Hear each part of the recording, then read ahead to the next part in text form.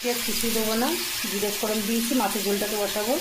জিরে ফোড়ন দিয়েছি, তেজপাতা লঙ্কা ফোড়ন দিয়েছি, ফুলকপিটাকে দিয়ে দেবো।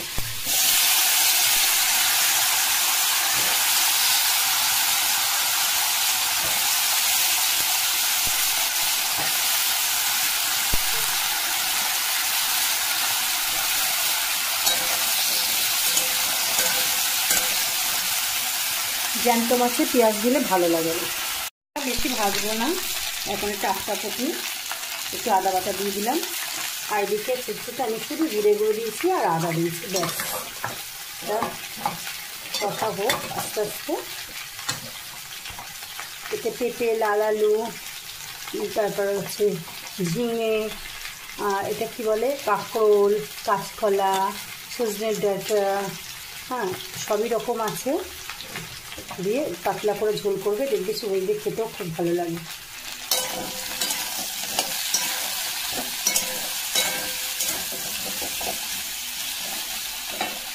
আমি ওকে একটা টমেটো দিয়ে দিলাম। এবার খানিকটা লবণ দিয়ে চাপা দেবো, জল দিয়ে দিলাম।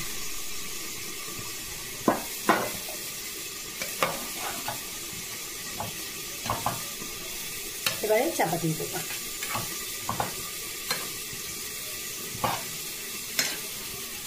এবারে ধনে জিরে, হলুদ আর হচ্ছে কাশ্মীরি লঙ্কা গুঁড়ো ভিজিয়ে রেখে দিয়েছি, এতে কোপ্তার মধ্যে দিয়ে দেবো।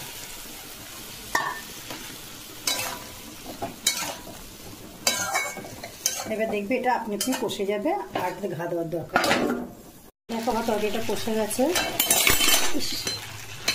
এদিকে টমেটোর খোসাগুলো আমি তুলে ফেলে দেবো, দেখতে বাজে লাগে।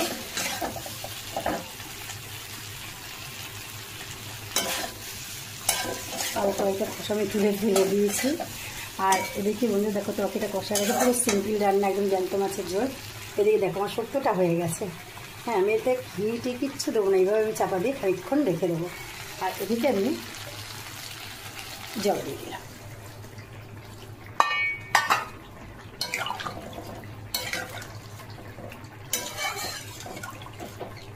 আমার তো এরকম পাতলা ঝোল খুবই ভালো লাগে। তোমাদের কাদের কাদের ভালো লাগে কমেন্টস করে বলো বন্ধুরা।